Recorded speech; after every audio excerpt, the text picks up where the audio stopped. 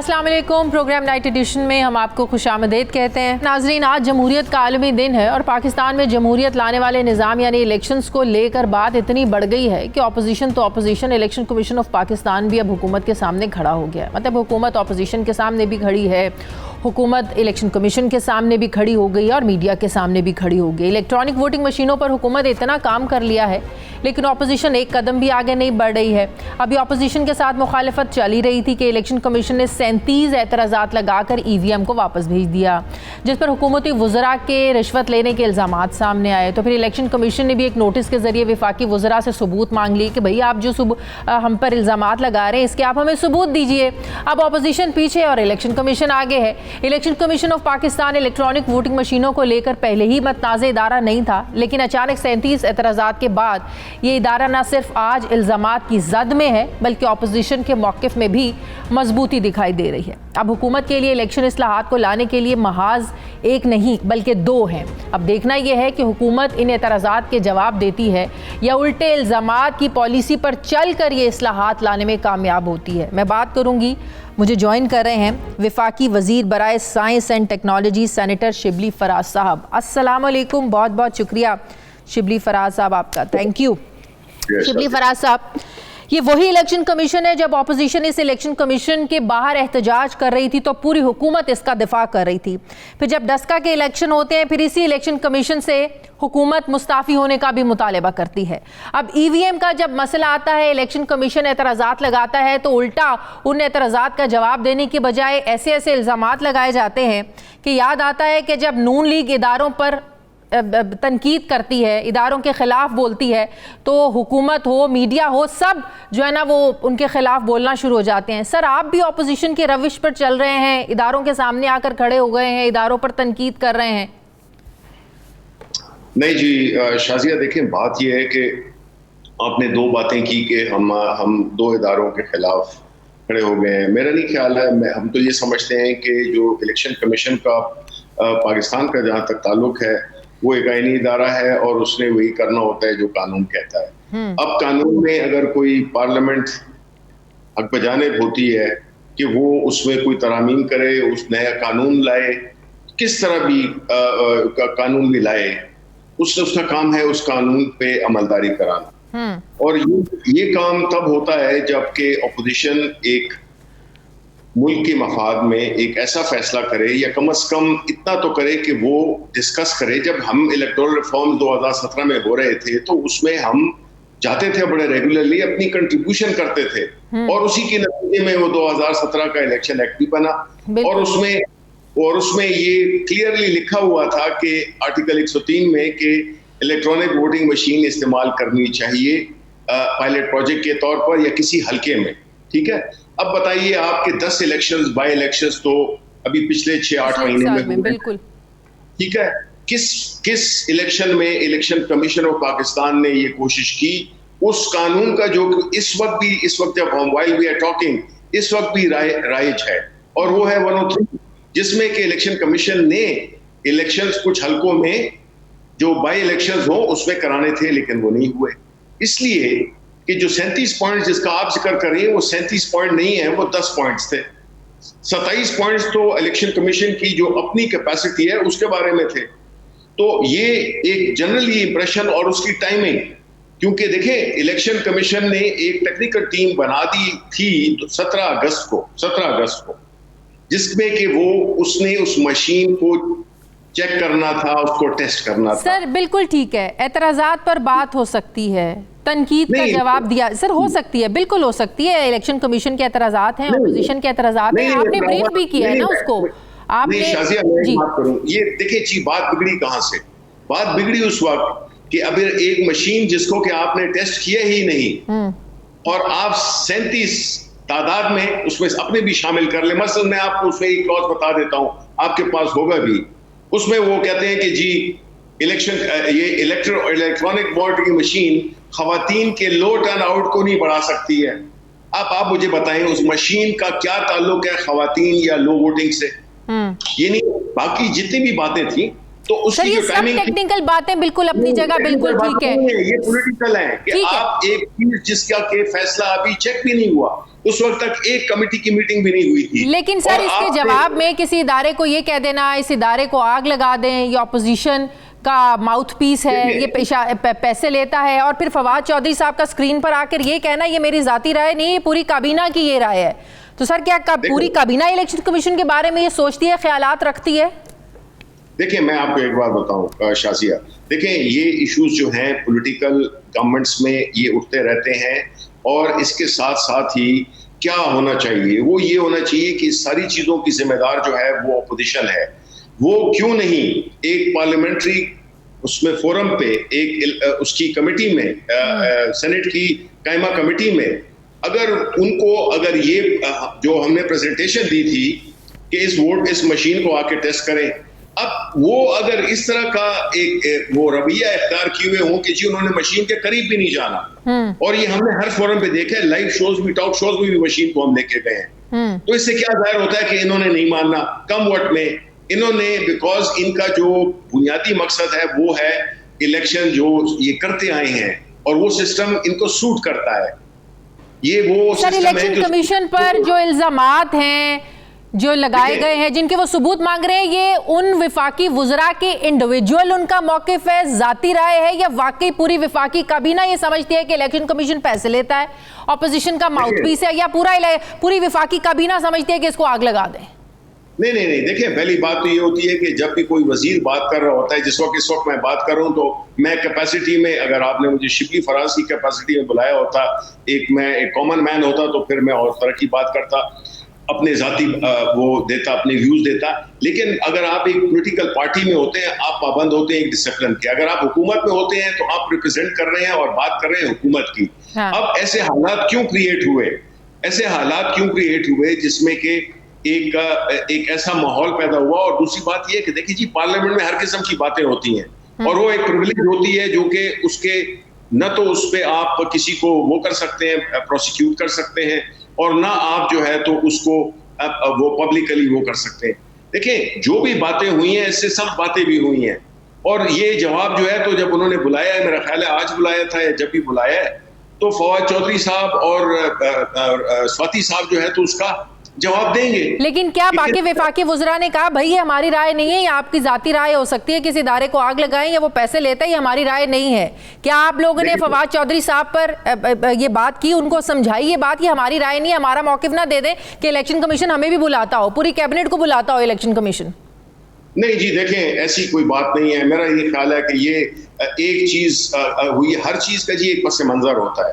अगर उन्होंने बात की, उनको वो जवाब दे देंगे, अगर उससे वो इलेक्शन कमीशन मुतमईन नहीं हुआ या आगे बात नहीं बढ़ती है, प्रॉब्लम हमारा यही है। जिस तरह इलेक्शन कमीशन ने बगैर मशीन को चेक किए हुए वो ले गए, उसको अपने 37 पॉइंट्स उन्होंने बना के दे दिए, इसी तरह आप भी चाहते हैं कि हम एक बजाय उनको जिनको बुलाया गया उनसे पूछा जाए, उसके जवाब के इंतजार बगैर आप कह रही हैं कि हमें जी इस पे फतवा दे देना चाहिए। मैं तो ये फतवा नहीं दूंगा, मैं तो नहीं दूंगा।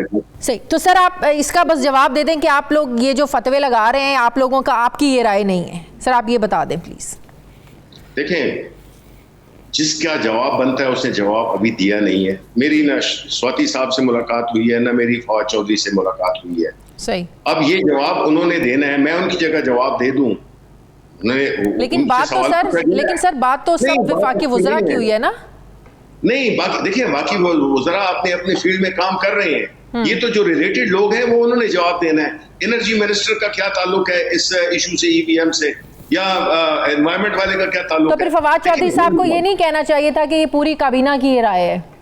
देखें, बात ये है कि ये फैसला तो अब वो करेंगे जब जिस दिन वो उनको बुलाया जाएगा। मुझे नहीं पता कि इसका क्या लीगल एस्पेक्ट क्या है, लेकिन कुछ चीजें हैं उनको उनके टाइम के मुताबिक जब ये जवाब दे दे, फिर आप मुझसे बिल्कुल ये सवाल पूछें कि जी इसका जवाब क्या है। अभी तो जिस वक्त एक चीज हो रही है तो मैं उसको क्यों उसमें अपनी राय शामिल करके और गैर जिम्मेदाराना उसका मुजाहरा करूं, क्योंकि उधर उनको बुलाया हुआ है, उन्होंने जाना है। उनकी जगह मैं तीसरा जवाब दे दूं, मेरा ख्याल है मुनासिब नहीं है। ठीक है, अच्छा शिबली फराज साहब, ईवीएम के हवाले से आपने पिलडाट को भी ब्रीफ किया है, फैफिन को भी आप लोगों ने ब्रीफ किया है, यूएनडीपी को भी जी आपने ब्रीफ किया, उनको ब्रीफिंग दी है ईवीएम के हवाले से, उनका भी यही ख्याल है कि 2023 के इंतखाबात में ये इम्प्लीमेंट इसलिए नहीं हो सकता कि जल्दबाजी में हो रहा है ये सारा प्रोसेस, और ये जो रिगिंग है, धांधली है, जिसके इल्ज़ामात हम पिछले 40 सालों से अपने मुल्क के हर इंतखाबात में सुनते आ रहे हैं, ये इल्ज़ामात ख़त्म नहीं होंगे,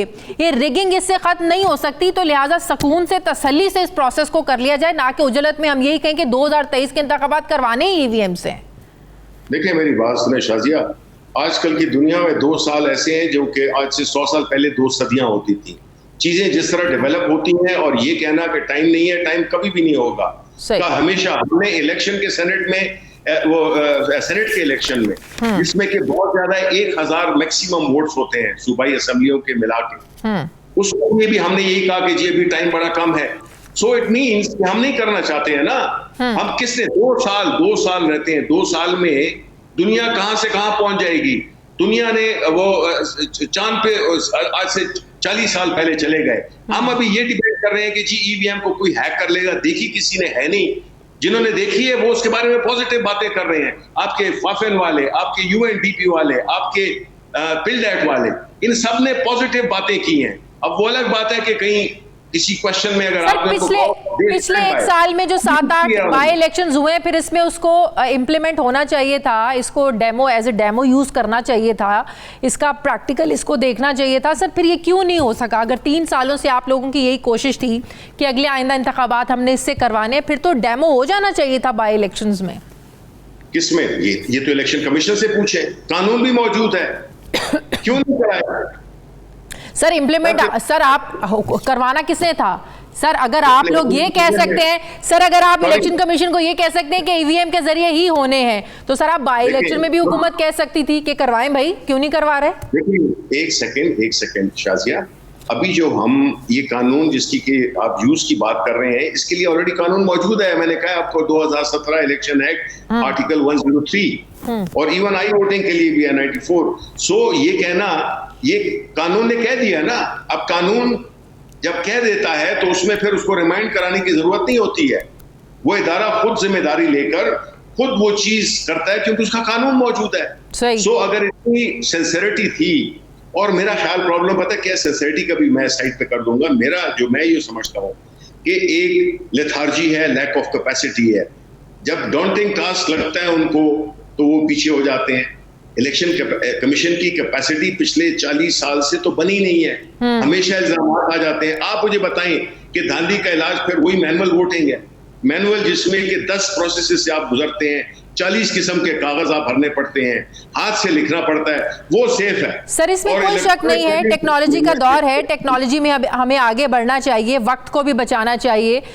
लेकिन इसके साथ साथ ये भी जरूरी है कि जो एतराज़ात हैं, जो शकूक व शुबात हैं, उनको भी दूर करना चाहिए। दूसरी बड़ी हकीकत ये है कि ऑपोजिशन को आप लोग एतमाद में लिए बगैर सर ये इम्प्लीमेंट करवाना बड़ा मुश्किल हो जाएगा।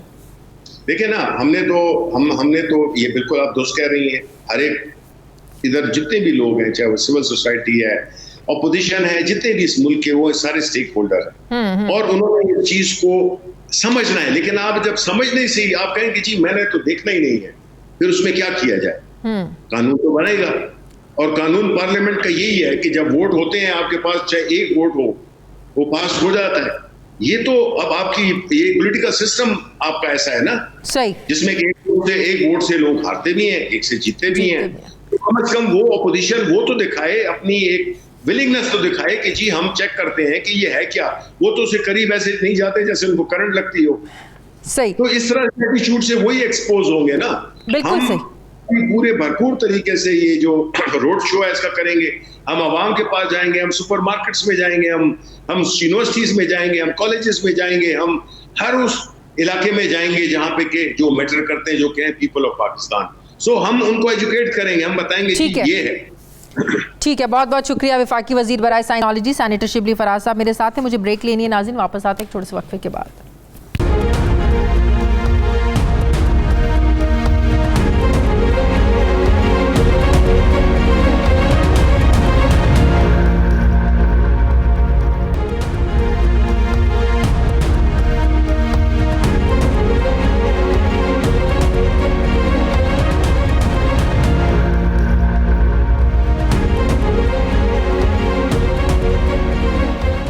ब्रेक के बाद एक बार फिर से आपको खुशामदीद कहते हैं। नाज़रीन, कल मुस्लिम लीग नून के मरकज़ी रहनुमा मियां जावेद लतीफ़ ने कहा है कि पार्टी में मुफाहमत और मुज़ाहमत की बातें करने वाले असाइनमेंट पर होते हैं। मुफाहमत की जो बातें कर रहे हैं ये चौधरी निसार के अंजाम से सबक सीखे नवाज शरीफ जेल काटने के लिए वापस आ रहे हैं।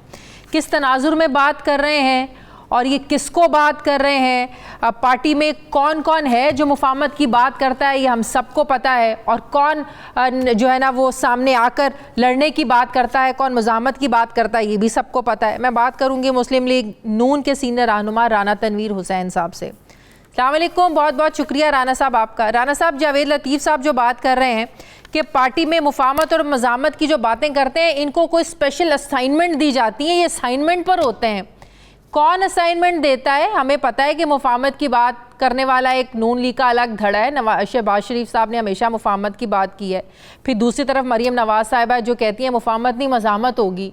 तो कौन है जो मुफाहमत के लिए असाइनमेंट देता है और मुज़ाहमत के लिए भी असाइनमेंट देता है? देखिए, मुझे तो नहीं पता, मुझे तो ये पता है कि पार्टी मुत्तहिद है, यकजा है, मुकम्मल तौर पे मियां नवाज शरीफ साहब के पीछे है, खड़ी है, और उनके जो स्ट्रगल है, जमहूरी जदोजहद है इनकी बालादस्ती के लिए, इनके अंदर रहकर काम करने के लिए उनके साथ खड़े हैं सारे।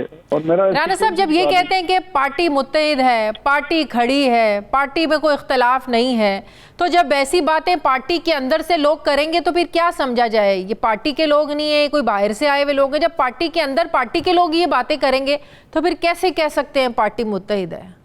मेरा ख्याल है ये कोई संजीदा बातें होनी चाहिए। मैंने आज इसका मतलब पार्टी में कुछ गैर संजीदा लोग भी हैं? नहीं, मेरी बात सुन ले, मैं एक बात अहम करने लगा हूँ कि आज मियां नवाज शरीफ साहब जो हमारे कायद है, उन्होंने कोई इंटरव्यू या एक प्रेस कॉन्फ्रेंस या कोई मीडिया टॉक की है कोई वहाँ के लंदन में मीडिया पीपल के साथ, जो कोर्ट हुई है, मैंने आज न्यूज में पढ़ा था, सारी उसमें डिटेल आई हुई है। उसमें उन्होंने भी कहा कि there is no rift in the party, party में कोई इख्तिलाफ नहीं है, सारे हम इकट्ठे हैं, पार्टी इकट्ठी है। उन्होंने अपनी वो भी कहा है कि हम तो कॉन्स्टिट्यूशन की बालादस्ती चाहते हैं, उससे अमलदारी चाहते हैं।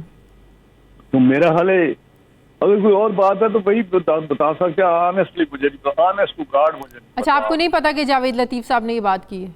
नहीं, ये पता है, मैंने सुना है, लेकिन ये क्या इसके पीछे है, कार फरमा है मारकात या तो पार्टी लीडरशिप को फिर ऐसे लोगों की बातों का नोटिस लेना चाहिए ना। यही तो वो तासुर है, यही तो वो चीजें हैं जो पार्टी को नुकसान पहुंचाती हैं। राना साहब, इस फिक्र से मैं आपसे पास 100% बात करता हूँ। मैंने तो बड़ा पुराना कहा था कि पार्टी में मियां नवाज शरीफ साहब को बिल्कुल जो भी जो ABC कोई भी है, अगर वो थोड़ा डेविएट करता है, ये विरोध करता है, तो उनको बता दे कि नहीं ये बात है, डायरेक्शन ठीक हो, पार्टी में ऐसी बात ना हो, और ये मैसेज ना जाए कि शायद। लेकिन रात में एक और अपने सीनियर रहनुमा को सुन रहा था, तो उन्होंने कहा था कि ये मोस्टली जाती राय होती हैं हमारे लोगों की, लेकिन कुछ जाती राय जब लोग देते हैं तो उसे नुकसान पार्टी को पहुंचता है, वो बात लीडरशिप तक जाती है फिर कि शायद लीडरशिप की ये सोच है।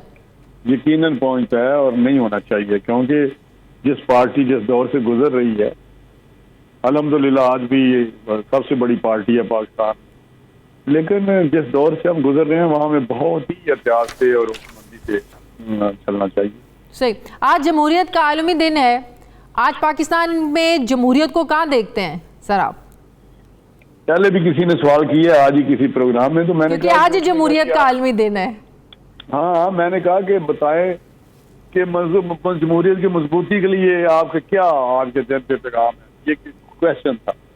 तो मैंने कहा अगर इस वक्त पाकिस्तान में अगर जमहूरियत हो तो उसको मजबूत करने की बात की जाए ना। इस वक्त शादिया जो पाकिस्तान में जमहूरियत के नाम पे फाशिस्ट गवर्नमेंट है, पार्लियामेंट को अंडरमाइन किया हुआ है, वहाँ लेजिस्लेशन होती नहीं है, ऑर्डिनेंस जारी है, क्योंकि आप लोग साथ बैठते नहीं है। अब इलेक्शन कमीशन के साथ जो हुकूमत आमने सामने, यही EVM पर आप लोग बैठे होते साथ, तो कोई कंसेंसस हुआ होता। पहले साल का रिकॉर्ड शादिया देखें तो हम मुसलसल लेजिस्लेशन में एंगेज रहे हैं, जिसमें मैं भी था, कमेटी थी हमारी तरफ से, उनके सीनियर वज़रा थे, लेकिन सिवाय तजलील के या एंगेज करने के या बातें करने के उससे निकलता कुछ। अगर संजीदा कोशिश हो तो हम कैसे, कौन है जो कंसेंसस पे इत्तेफाक राय पे यकीन रखते हैं। हमने इलेक्शन रिफॉर्म की अपने दौर में, इत्तेफाक राय से की। हमने जो भी कभी हसास या सेंसिटिव लेजिस्लेशन हुई है। आप लोग नहीं चाहते कि इलेक्शंस में धांधली को खत्म किया जाए? जाहिर है कोई भी ऐसा जीशा और शख्स नहीं, सब चाहते हैं, हम भी चाहते हैं, आप लोग भी चाहते हैं, सब चाहते हैं। बिल्कुल हमसे ज्यादा कौन चाहेगा जो खुद इतने बुरे तरीके से अफेक्ट किए हैं 2018 में, कि हमें जिस तरह रोल दिया गया इलेक्शनों में, हमारे वोटर को रोक दिया तो सर फिर इस प्रोसेस को सपोर्ट करें ना, सिर्फ टेलीविजन स्क्रीन्स पर आकर, टॉक शोज में आकर किसी चीज की मुखालिफत कर देना, सर ये काफी नहीं है। अगर नियत शफाफ इलेक्शन किया है तो फिर तो बहुत ज्यादा तरीके हैं शफाफ इलेक्शन के लिए। इलेक्शन तो 3 महीने का होता है, पोलिंग डे पे तो 10% या 20% उसका एक अंतर होता है। पहले भी बहुत कुछ होता है, लेकिन अगर शफाफ इलेक्शन के लिए सर एक मशीन को ऑपोजिशन ने देखा ही नहीं है, और देखते ही देखा क्यों नहीं है? ये क्या तसर दे रहे हैं? हमने पायलट प्रोजेक्ट किया था, खुदा के लिए आपकी तो मेमोरी इतनी शार्प लोगों की नहीं होती। हमने पायलट प्रोजेक्ट किया था।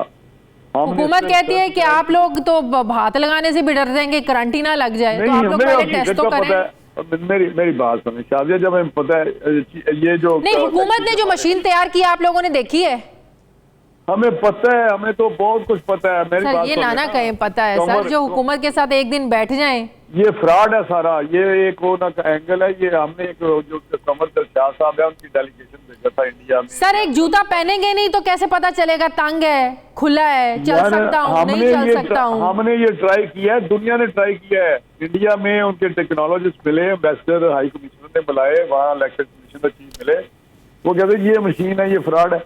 एक चिप है, जिसको भी आप जो प्रोग्राम देंगे वो उसी तरह ही रिजल्ट आएगा। तो देखें ना, दुनिया की बड़ी बड़ी जमहूरियतें देख लें, सब में ये ईवीएम से ही हो रहे हैं, इलेक्ट्रॉनिक वोटिंग मशीन का इस्तेमाल नहीं हो रही। अमेरिका में नहीं हो रही। मुझे बताएं किस जगह यूरोप छोड़ चुका है ये? सर अमेरिका में नहीं हो रहा। अमेरिका में, हाँ अमेरिका में उनका बताया, जो रिपोर्ट आई, जो चीफ जस्टिस को सबमिट की गई, गवर्नमेंट को भी सबमिट की गई उस वक्त, उन्होंने कहा कि जी ये मशीन है अमेरिका में। उन्होंने कहा जी फिर बैलेट पेपर क्यों आप अलग कर रहे हैं, क्या इस्तेमाल कर रहे हैं? उनकी मशीन तो फ्रॉड है, बैलेट पेपर तो हमें करने पड़ेगा हर सूरत।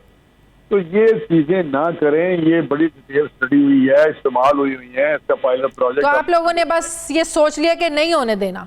यार सिर्फ मशीन पे तो नहीं ना, अगर एक कंट्रोवर्सी है, कंट्रोवर्सी अगर खत्म करनी है इलेक्शन में तो फिर इत्तेफाक राय होना चाहिए, रॉन्ग और राइट चले। बिल्कुल, जब तक सारे स्टेक होल्डर, जिसने इलेक्शन कराना है उस वक्त तो ये तो होंगे ही नहीं, केयरटेकर गवर्नमेंट होगी।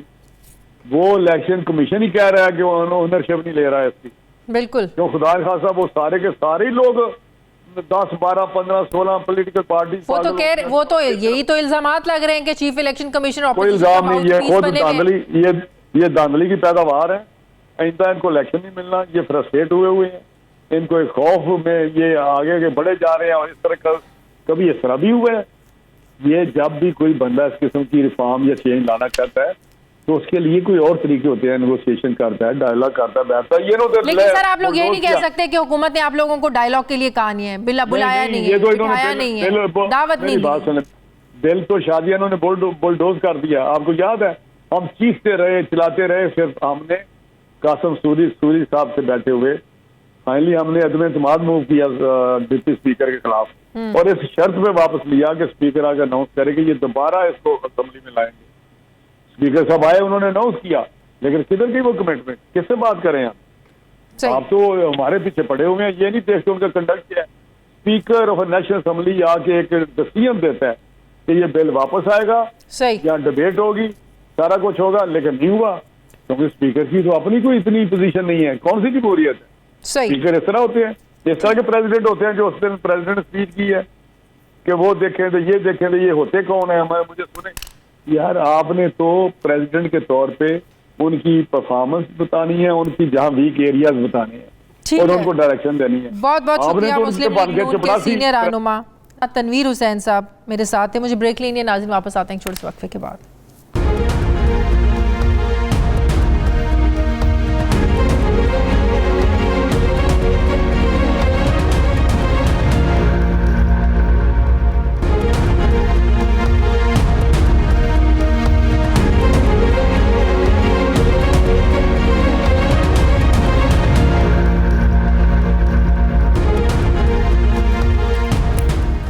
ब्रेक के बाद एक बार फिर से आपको खुशामदीद कहते हैं। नाज़रीन, बातें तो पंजाब हुकूमत में तब्दीली लाने की हो रही थी, लेकिन तब्दीली की ये जो कोशिशें हैं ये तो बलूचिस्तान असम्बली में शुरू हो गई हैं। अपोजिशन के 16 अरकान ने वज़ीर आला बलूचिस्तान जाम कमाल खान की हुकूमत के ख़िलाफ़ तहरीक अदम एतमाद लाने के लिए दस्तखत कर दिए हैं। लेकिन जो सवाल है ये 16 का नहीं बल्कि 33 अरकान का है। इस वक्त बलूचिस्तान असम्बली में अपोजिशन के 24 अरकान हैं, जबकि हुकूमत इत्तेहादियों के पास 42 अरकान हैं। अब सवाल ये है कि अपोजिशन का साथ देने के लिए PTI या फिर बाप पार्टी के लोग इसमें शामिल होंगे? क्या हुकूमती इत्तेहादी हुकूमत के अपने ही लोग जो हैं वो वज़ीर आला बलूचिस्तान के ख़िलाफ़ जो है वो महाज खड़ा कर रहे हैं? कुछ अर्सा पहले वज़ीर आला बलूचिस्तान और स्पीकर बलूचिस्तान असम्बली के दरमियान कुछ इख्तलाफात सामने आए थे। तब स्पीकर बलूचिस्तान असम्बली अब्दुल कुद्दूस बंजिंजो ने यह कहा था कि वज़ीर आला जाम कमाल उनके हल्के में मुखालिफिन से मिलकर जो है ना वो मुखालिफत उनकी कर रहे हैं, और अगर जाम कमाल ने अपना रवैया तब्दील नहीं किया तो हम चुप नहीं बैठेंगे। कुछ अर्सा पहले के बातें हैं, एतराज़ात हैं, जब स्पीकर बलूचिस्तान असम्बली ने वज़ीर आला बलूचिस्तान के ख़िलाफ़ ये बातें की थी। अब्दुल कुद्दूस बंजिंजो के अलावा सरदार मोहम्मद साले बोतानी ने भी अपनी वजारत से इस्तीफ़ा देकर जाम कमाल की मुखालिफत में अब्दुल कुद्दूस बंजिंजो का साथ दिया था। अब क्या बाप पार्टी के अरकान ने चुप तोड़ दी है?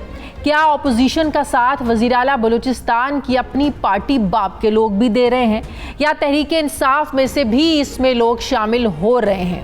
क्योंकि बलूचिस्तान की तारीख में ये पहले हो चुका है कि जब साबिक वज़ीर आला बलूचिस्तान सनाउल्लाह ज़ाहरी के ख़िलाफ़ तहरीक अदम एतमाद लाने की नौबत आई थी तो उन्हीं की पार्टी नून लीग के लोगों ने ही अपोजिशन अरकान का साथ दिया था। क्या ये वही बलूचिस्तान असम्बली की तारीख खुद को दोहरा रही है? नाज़रीन, गुज़श्ता दिनों जून में बजट मंजूरी के दौरान बलूचिस्तान असम्बली के जो मनाजिर देखने को मिले ऐसे पहले कभी नहीं हुआ था। ईवान का दरवाज़ा तोड़ा गया, दरवाज़ों को ताला लगाकर उनमें एल्फी डाली गई और धींगा मुश्ती में कई अरकान असम्बली ज़ख्मी भी हुए थे। वो मामला तो संभाल लिया गया था और बलूचिस्तान असम्बली से बजट भी पास हो गया था, मगर उसके बाद अपोजिशन ने बलूचिस्तान हुकूमत के ख़िलाफ़ कमर कस ली थी। अब तहरीक अदम एतमाद में अपोजिशन ने ये लिखा है जिसके मुताबिक वज़ीर आला बलूचिस्तान जाम कमाल की कारकर्दगी बिल्कुल अच्छी नहीं है, सूबे में बदअमनी है, लूट खसूट का बाजार गर्म है, अवाम महंगाई की चक्की में पिस रहे हैं, लिहाजा इन्हें हुकूमत करने का कोई हक नहीं है। मगर बात वही है कि नंबर गेम्स पूरी है या नहीं। अपोजिशन तो ये दावा कर रही है कि उनके पास तहरीक लाने के लिए नंबर्स पूरे हैं, मगर वज़ीर आला बलूचिस्तान पुरुमीद हैं कि मरकज़ी हुकूमत की उन्हें मुकम्मल सपोर्ट हासिल है, लिहाजा अपोजिशन उनकी कुर्सी छीनने में कामयाब नहीं हो सकेगी। इसी में बात करने के लिए नाज़रीन मुझे ज्वाइन कर रहे हैं बलूचिस्तान हुकूमत के तर्जुमान लियाकत शाहवानी साहब। अस्सलाम वालेकुम, बहुत बहुत शुक्रिया लियाकत शाहवानी साहब। कल वज़ीर आला बलूचिस्तान के ख़िलाफ़ तहरीक अदम एतमाद जमा कराई गई, 4 नुकात पर मुश्तमिल चार्जशीट लगाई गई है जिसमें कहा गया है कि वज़ीर आला जाम कमाल खान की ख़राब तर्ज़ हुक्मरानी की वजह से बलूचिस्तान में शदीद मायूसी है, बदअमनी है, बेरोज़गारी में इजाफ़े के अलावा जो इदारे हैं उनकी कारकर्दगी बड़ी मुतासर हुई है। इसके अलावा तहरीक के अदम एतमाद के बतन में ये भी कहा गया है कि आइन की शिक 37 और 38 की खिलाफ वर्जी करते हुए हुकूमत ने गैर मुनसिफाना और मुतसबाना तरक्याती बजट पेश किया। क्या इसका पस मंज़र यही है या पसे पर्दा कुछ और भी मामलात चल रहे हैं? तहरीक इंसाफ के कुछ अपने लोग हैं, ज़ाहिर है हुकूमत के अपने लोग हैं, वो भी इनसे नाराज़ हैं, फिर बाप पार्टी के अपने लोग हैं जिनके इनके साथ इख्तलाफात चल रहे हैं। हकीकत है क्या कि मामलात यहाँ तक पहुँच गए? देखिए, ये चार्जशीट जो है अपोजिशन की तरफ से लगाई गई है और अपोजिशन का काम ही गवर्नमेंट के जो मामलात हैं, जो परफॉर्मेंस है, कारकर्दगी है, जो स्टांसेस हैं, जो मेजर्स गवर्नमेंट उठाती है उसके खिलाफ वो क्रिटिसाइज भी करते हैं, असम्बली में तकारीर भी करते हैं, एहतजाज भी करते हैं। बलूचिस्तान में भी यही है, किसी और सूबे में भी यही, किस दुनिया के किसी भी मुल्क में पार्लिमानी सिस्टम में यही होता है। लेकिन ये कि चार्जेस जो है जो उन्होंने लगाया वो साबित नहीं कर सकते। इंडिपेंडेंट 3 सोर्सेज में आपको कोट करूंगा। एक गैलप सर्वे रिसेंटली जो आई है उसमें वज़ीर आला बलूचिस्तान जाम कमाल साहब का जो परफॉर्मेंस है वो 76% पे रेट किया गया है। बाकी तमाम वज़ीर आला से जो है वो टॉप पे रहे। ये गैलप का मैं आपको रेफरेंस दे रहा हूँ। उससे 3-4 दिन कबल पिल डेट की एक रिपोर्ट आई जिसमें परफॉर्मेंस और असम्बली पार्टिसिपेशन के हवाले से वज़ीर आला बलूचिस्तान जाम कमाल साहब भी अगेन दीगर वज़ीर आला के मुकाबले में चलिए ठीक है, ये तो चले ऑपोजिशन की चार्जशीट होगी, इल्जामात हैं, आप मान लें गलत हैं। 2018 की मिसाल हमारे सामने है, जब सनाउल्लाह ज़हरी के खिलाफ तहरीक अदम एतमाद आई और सब जानते हैं उसमें कौन कौन लोग शामिल थे, नून लीग के अपने लोग शामिल थे। फिर अब्दुल कद्दूस बजिंजो जो हैं, ये तो अपोजिशन से नहीं है, इनके इख्तलाफात ढके छुपे नहीं है जाम कमाल साहब से। क्या आपको नहीं लगता कि 2018 की तारीख जो है ना वो दोहराई जा रही है? नहीं, ये अक्सर डिफरेंट है। उसमें आप देखें जब 14 अरकान ने उस वक्त के वज़ीर आला नवाब सनाउल्लाह ज़हरी साहब के खिलाफ जब उन्होंने अदम इत्मीनाद जो मोशन है मूव किया, उसमें ट्रेजरी और अपोजिशन बेंचेस दोनों के अरकान के दस्तखत थे और PMLN के जो MPs है वो मीडिया पे खुल के अदम इत्मीनाद के वो रेजोल्यूशन से पहले ही सामने आ गए। साहब भी अपने इख्तलाफात जो है वो खुलकर सामने ला चुके हैं, ये उनके इख्तलाफात भी ढके छुपे नहीं है वैसे? अभी नहीं है, अभी नहीं है। अभी अगर होते तो 16 अरकान जो अपोजिशन के उनमें कोई एक सिग्नेचर ट्रेजरी बेंचेस में किसी एक MPA के जरूर होते। और जब विजुअल आप कल देख रहे थे सारे अपोजिशन अरकान थे, उसमें ट्रेजरी बेंचेस का कोई एक MPA तो अपने साथ वो ले आते, क्यों नहीं था कोई उनके साथ? तो अपोजिशन का काम ये है कि एहतजाज करना। मतलब आप कह रहे हैं उनके साथ वो लोग होते तो डेमो दे सकते थे सिग्नेचर्स करवा के? अगर होते तो यकीनन उनका स्ट्रेंथ इससे बढ़ता, वो आपको भी बावर कराने में कामयाब हो सकते, हमें भी बावर कराने में कामयाब। तहरीक इंसाफ खुश है? कोई उनके साथ है? तहरीक इंसाफ खुश है? आपके इत्तेहादी खुश हैं वज़ीर आला बलूचिस्तान से? Yes of course. सरदार यारो नदरीन साहब जो है तहरीक इंसाफ बलूचिस्तान के जो पार्लिमानी लीडर हैं, उनके रिजर्वेशन से वो नाराज थे, उनको मना लिया गया है और सरदार साहब ने जो है अपनी मिनिस्ट्री रिज्यूम कर लिया है। आपको भी याद है ना गवर्नर बलूचिस्तान तब्दील हुए, तहरीक इंसाफ की जो सूबाई क़यादत थी, जब अप्रैल में इमरान खान साहब वहाँ पर आए, बड़ी शिकायतें की उन्होंने, वज़ीर आला बलूचिस्तान के ख़िलाफ़ भी अपने इख्तलाफात और एतराज़ात शिकायत खुलकर बयान की।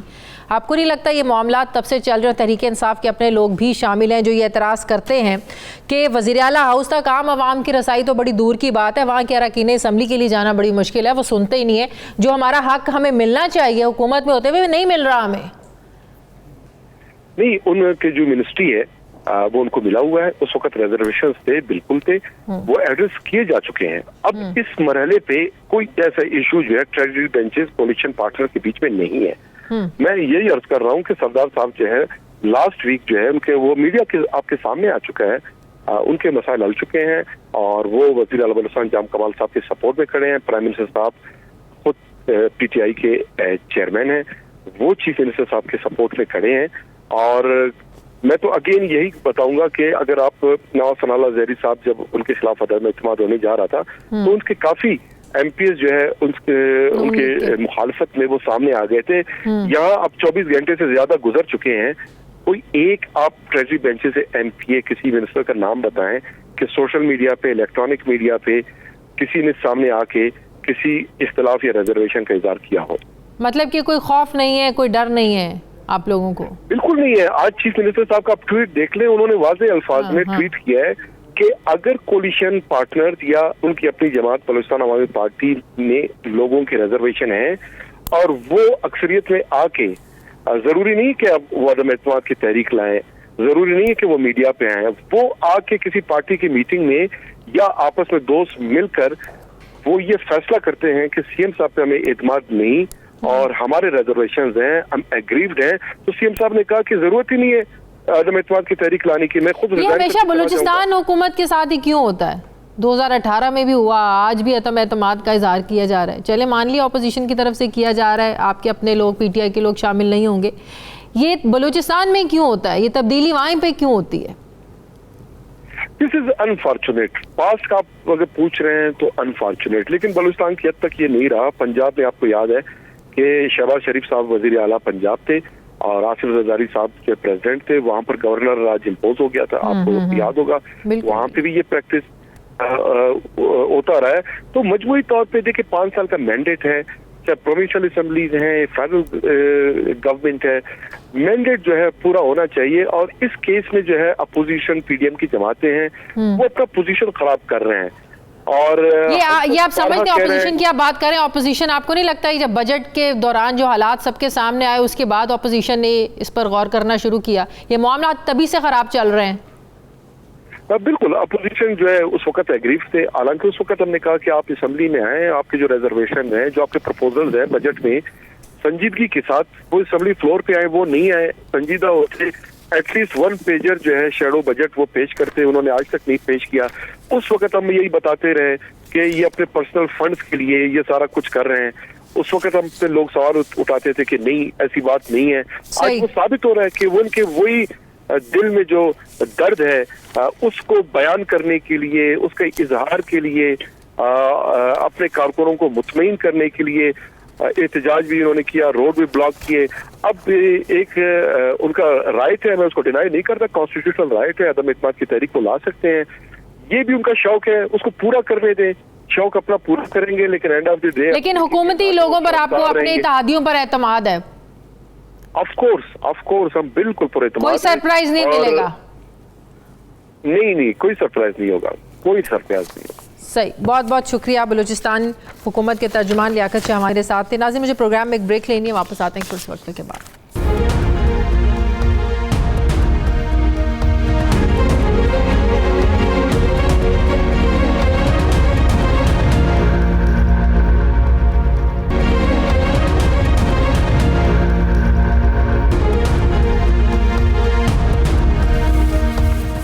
ब्रेक के बाद एक बार फिर से आपको खुशामदीद कहते हैं। नाज़रीन, हुकूमत के मईशत में बेहतरी के दावों के बावजूद डॉलर की कीमत में मुसलसल इजाफा जारी है और इस वक्त जो डॉलर है ये मुल्क की तारीख की बुलंद तरीन सतह पर है और डॉलर की कीमत इस वक्त 169 रुपये 60 पैसे है। जहां इंटरबैंक में डॉलर की डिमांड बढ़ी है, वहीं इंपोर्टर्स ने डॉलर की पेशगी बुकिंग्स भी करवाना शुरू कर दी हैं। डॉलर की ब्लैक मार्केट भी शुरू हो गई है, जिसकी वजह से डॉलर ओपन मार्केट के मुकाबले में 3 रुपये ज़्यादा में फ़रोख्त हो रहा है। तहरीक इंसाफ के 3 सालों में डॉलर 122 रुपये से बढ़कर 169 की कीमत में पहुंच गया है। और जब ये इजाफ़ा होता है, ज़ाहिर है पेट्रोलियम मसनूआत में इजाफ़ा फिर होता है, वहीं इंपोर्ट की जाने वाली जो अशियाए ज़रूरियाँ हैं इनकी कीमतों में भी जो है वो इजाफ़ा होना शुरू हो जाता है।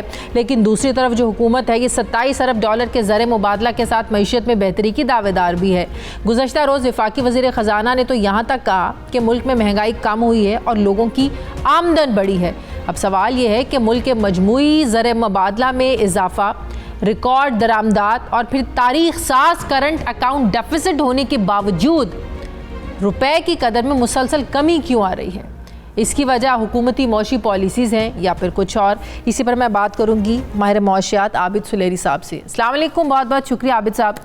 आबिद साहब, मैं चाहती हूँ बड़े आसान अल्फाजों में समझाएं कि डॉलर की कीमत बढ़ने और रुपए की कदर में जो कीमत कम हो रही है, रुपए की कदर, इसकी वजूहात क्या हैं? कुछ लोग कह रहे हैं कि अफगानिस्तान में डॉलर की कमी की वजूहात जो हैं ये पाकिस्तान पर असरअंदाज हो रही है ये सूरत हाल। Is it true sir? देखिए, ये काफ़ी कम्प्लेक्स सिचुएशन है और ये सारी बातें आपने की ये सब अपनी जगह पर दुरुस्त हैं। इस वक्त हुकूमत को अगर आप देखते हैं तो जाहिर है हुकूमत के पास रिकॉर्ड जो हैं स्टेट बैंक में रिजर्व्स मौजूद हैं और वो रिज़र्व जो है वो ना सिर्फ इंपोर्ट्स की ज़रूरियात को पूरा करने के लिए बल्कि वो रिज़र्व जो मुख्तलिफ कर्जा जात किए गए हैं जो कि 14.5 अरब डॉलर इस साल में हमें वापस करने हैं इस फाइनेंशियल ईयर में, उनके लिए जो हैं वो मौजूद हैं। जो रुपए का प्रेशर इस वक्त रुपए पे आया हुआ है वो पहले भी हमने देखा, पिछले साल भी आया। पिछले साल भी अगस्त में डॉलर जो था वो 168 रुपये 20 पैसे पे चला गया था और उसके बाद हमने देखा कि वो रफ्ता रफ्ता वापस आता चला गया और 152 पे आया। अभी भी ओपन मार्केट में इस वक्त चूंकि इस पे स्ट्रेस है डॉलर पे, डॉलर की डिमांड ज़्यादा है, इस वक्त इसका रेट बढ़ा हुआ है। लेकिन सर अभी जाहिर है फिर पेट्रोलियम मसनूआत भी में भी इजाफा हो जाएगा, फिर हमारा जो इम्पोर्ट बिल है उसमें भी इजाफा हो जाएगा, फिर जो दरामदात और बरामदात में जो एक फ़र्क आता है, जो एक डेफिसिट आता है, ये भी बढ़ता जाएगा सर? जी, तो मैं वही बात आपसे कर रहा था कि इस वक्त भी ज़रूरी नहीं कि डॉलर जो है इसी तरह से 169 पे ही टिका रहे, इसके वापस आने के चांसेस हैं जैसे कि पिछले साल आ गया था।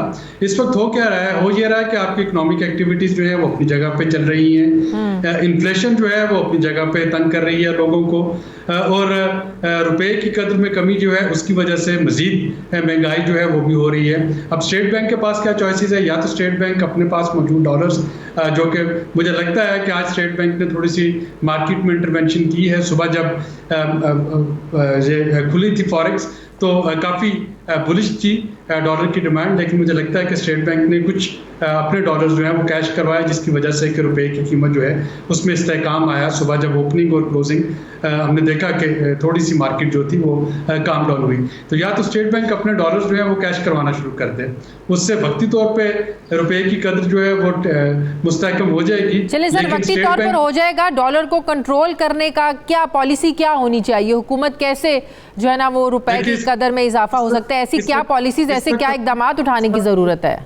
इस वक्त हुकूमत को जो नॉन लग्जरी इंपोर्ट्स हैं, एक तो उनको वो कंट्रैक्ट करने की जरूरत है। जो लग्जरी इंपोर्ट्स हैं जो आपकी जरूरी है वो तो जाहिर है होनी चाहिए, लेकिन अगर हम देख रहे हैं कि ट्रेड डेफिसिट इतना बढ़ गया है तो फिर हमें थोड़ा सा देखना होगा कि क्या वाकईतन हम 2.5-3 लाख के फोन हमारे पास होने चाहिए, और ये जो गाड़ियां और बाकी सारी जो लग्जरी आइटम्स हमारे पास आ रही हैं, पेट फूड वगैरह, तो उनको आप रोके नहीं, लेकिन उनकी जो एलसी जब खुलती है तो उस पर जो डॉलर जो है उसका जो सर आप अपनी गाड़ियां देख लें, सारी चीज़ें बाहर आती हैं, संभल यहाँ पर होती हैं, तो ज़ाहिर है फिर गाड़ियों की कीमतें भी बढ़ जाएंगी।